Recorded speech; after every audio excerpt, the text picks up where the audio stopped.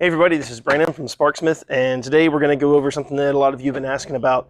I've got a 2008 Chevy Silverado HD grill here, and you can see it's the split style grill that came on that generation of truck. So if you've got this grill, we're going to go over how to install our 22-inch grill bars, and we've also got the installation kit that you can purchase to go along with these. Now the bars obviously come with the two bars, some butt connectors, and the mounting screws. The install kit, if you buy the 22-inch, you get two 24-inch strips of aluminum that you can use to mount the bar to. If you buy any of the shorter, so 14-inch or less bars, it'll come with two 16-inch strips, but the process will be the same. In the kit, you've got some zip ties, some extra self-drilling screws, 3 10-foot lengths of wire, some more butt connectors, and then your kit will also have you'll have to specify what type of fuse tap you need for your vehicle. We've got some more information on fuse taps on the website, but basically you just match it up to the type of fuse that's in your underhood fuse box. For this one, we're going to use this. It's an ATS, or sometimes it's called an ATM type fuse, and that will come in the bag as well. The first step that we're going to go over is the physical installation of the bar. Okay, the first thing we're going to go over is the physical installation of the bar. So you're going to take these aluminum strips, and on these grills, there's a little bit of a gap between the chrome and the black plastic beneath it. There's enough space you can kind of slide this aluminum into place. And then on the other end, we're going to mark it, and this doesn't have to be exact. If you're going to slide it in this far, if you zoom into this hole right here, if you're going to slide it in this far, you're going to need to mark and drill a hole right there, so that when you put your badge back on, you've got a hole to put it on, and that will keep this end secure. On the other end, we're going to come down here and mark about where we need to be, a Sharpie or drill bit or whatever you got to mark that. So we've got our two marks made. Then you'll take this and put it in a bench vise or a pair of pliers or whatever. It's thin aluminum. You can almost bend it by hand. And you're going to bend it to match the angle that's over here. Once you've bent this and drilled the hole, then all you got to do is mount the strip. So I'm going to go give this a bend and drill this hole, and I'll be right back. Okay, I've got my mounting hole drilled here. I've got the angle made back here. So we're just going to take this, slide it back in until that hole that we drilled lines up with where the bow tie will go. And you can see on the other end, it kind of sits down in where the black plastic comes in. So what I'll do is flip this over, and you're going to grab the self-drilling screws,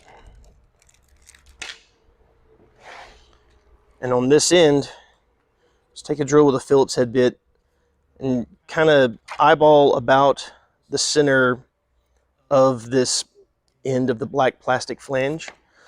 And you go through the plastic first, and once you get through the plastic, you'll feel it hit the metal, and let that thing drill into the aluminum.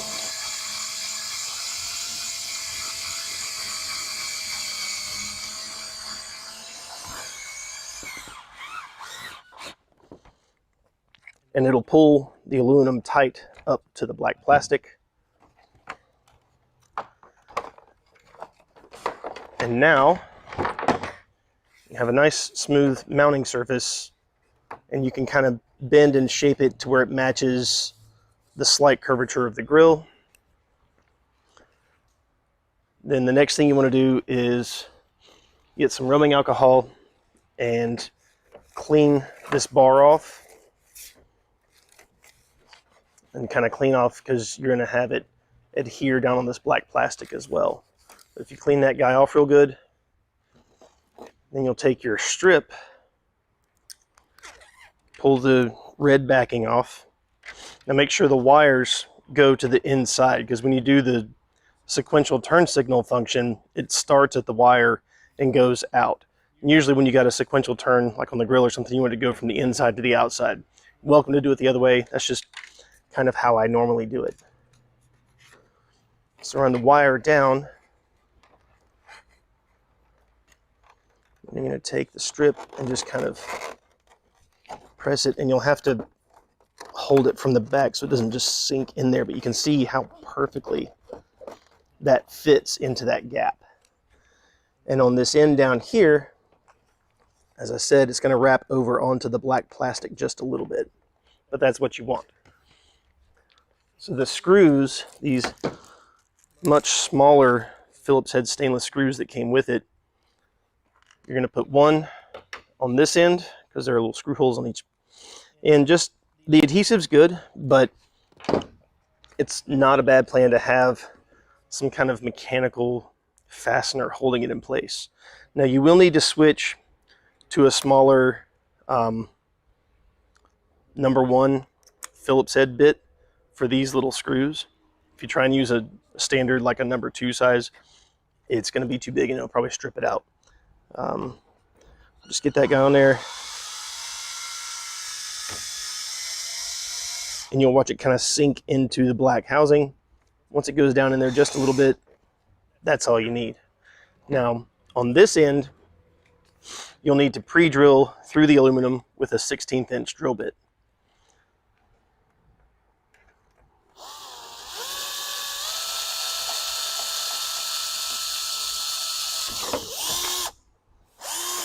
Once you do that, you can take a second screw, run it. It should sink right down in there. And then obviously the other side will be just a repeat of that process. Mark the hole and mark the bend location of your second bar. And I would do these one at a time because one might be a little different than the other. So just do one and then do the other. So you'll drill it, bend it, and then lay the strip on and run the 2 screws in. Fairly simple process. Once you've got both strips on there,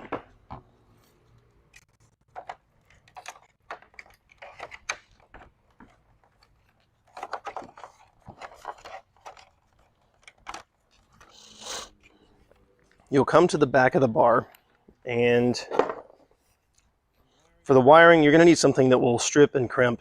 One of these kind of all-in-one tools. They're affordable and they're useful for lots of things. So you don't have one, run down to the hardware store and grab one. Because once you do this to your truck, you're probably going to have some friends who will say, hey man, look a brother up, you can do mine too. To which you say yes. For a 6-pack of beer, I'm happy to do it. You know, or whatever your price is. So anyway, you want to twist the 2 black ones together because that's your ground. The 2 red ones are the power for the white running light function. And the animated startup portion, I get this question sometimes, the animated startup portion is built into the bar. So there's no extra wiring or harnesses or anything like that that you need to do. It's just that when you apply 12 volts to red and ground to black, it will do the animation and then turn into a solid white bar. So you'll take these butt connectors that we included.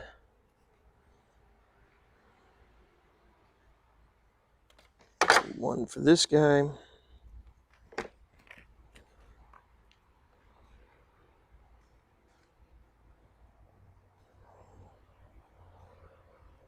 Yep, there we go.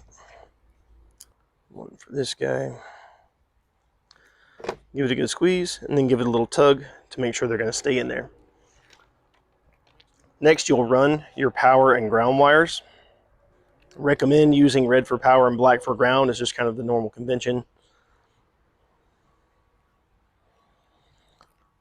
So you'll take your red wire. You got about 10 feet of this stuff, so you got plenty to use. Have some left over, you can use it on whatever else, but crimp that into the other side of your red. And then same thing with black. Crimp that guy in. And this wire has a silicone coating, so it's nice and soft. You can just peel it if you've got enough fingernail to grab it, or your teeth, or whatever. It doesn't taste all that bad, so don't worry. Give that guy a crimp. So in your kit, you'll have one of these ring terminals. What you're going to do is route your power and ground wires to whichever side you want, really. The ground needs to go to either a factory ground or to the battery. You got 10 feet of wire, so plenty of wire to go through. Don't use a fender bolt or something like that, because those are generally painted and don't ground very well. You can do that, but be sure and scrape the paint off to get down to shiny metal so you get a good solid ground. But like I said, I recommend finding either a factory ground point, or which usually you can find on like the inside of the fenders on either side, or go directly to the battery for the ground. And what you'll do is, once you have the length that you need and you have it run so that it's away from anything that moves and anything that gets hot, just strip a little bit and crimp the end of that guy and attach it to your ground. For the power, the easiest method is to take the included fuse tap, and I don't like those blue ones come with it. I'd much rather use the ones that will heat shrink. But take this fuse tap, and you will have a 10 amp fuse pre-installed on the top slot. And what you'll do is you'll find a fuse in your underhood fuse box that only has power when you switch the key on. There should be a couple to choose from. When you find that fuse and it's got enough room around it for this tail to stick out, remove that fuse, put it in the lower slot, then take both of these and plug it into that key on powered fuse. Then you'll take your red wire and route it again, just like the black one. Keep it away from anything that gets hot, anything that moves. And you'll route this red wire through, cut to the length you need, strip a little bit back, slide it in there, and crimp it down. Now you've got power and ground run. And some guys want to just run the daytime running light function. That's totally fine. If you want to have the turn signal function, you'll repeat that process a little bit with the yellow wires. Usually what I'll do with the yellow wires, since they're so thin, is I'll strip enough to like double it up and then put the butt connector on it. Just makes it a little bit of a better crimp. And I'll do that for both sides.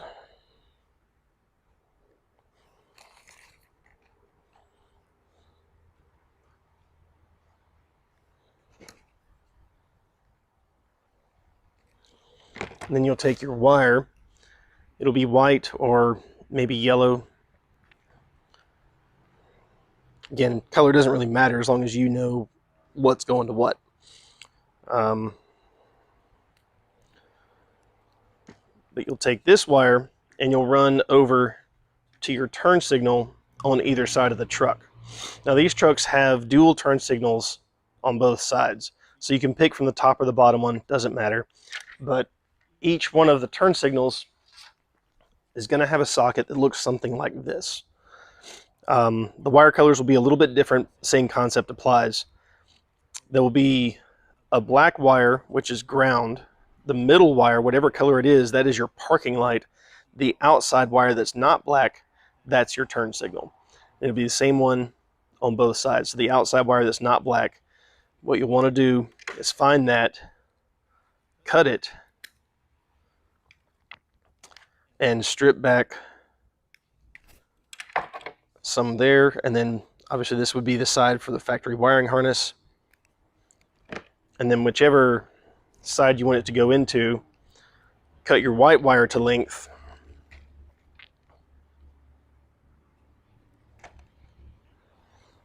And when I'm splicing wires in like this, I like to kind of make this little Y shape and then give it a twist, and that kind of binds them together.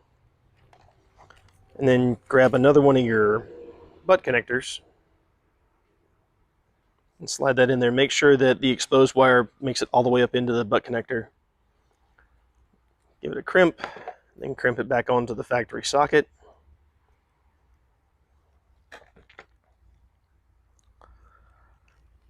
And let's say you were doing this on the driver's side. You run that back over. When you get back to your two yellow ones, obviously make sure that you're connecting it to the driver's side strip. Same as before. Cut, strip, crimp. I feel like I'm on a cooking show sometimes. Then you put it in the oven for 60 minutes, 350. And once you've done this on both sides, where you got your power run to the fuse box, ground run to the battery, and when you get both of your turn signals run to the factory turn signals, go ahead and test everything out before you heat shrink it, before you put the grill back on, all that. Test this stuff all out so that you're not having to double up your efforts if something doesn't work right. So once you've tested, make sure blinkers work on both sides. Make sure it comes on with the key on. And then once everything's working correctly, you'll want to take, if you've got a heat gun, use it. You can use a small butane torch or something like that. Just be careful not to roast the wires, particularly these wires here coming off of the strips. They're a very small gauge wire. Something that we're going to fix with the 2.0 version that's coming out soon. They will have thicker, sturdier wires. So that's something to look forward to. But shrink these down, and when you hit them with heat, you'll watch them start to shrink up and they'll turn slightly clear color, and that tells you that the adhesive has been activated. And then you should be good to go. Put everything back together like you had it, and then suddenly you've got your two grill bars. So when you turn the key on, you should see this.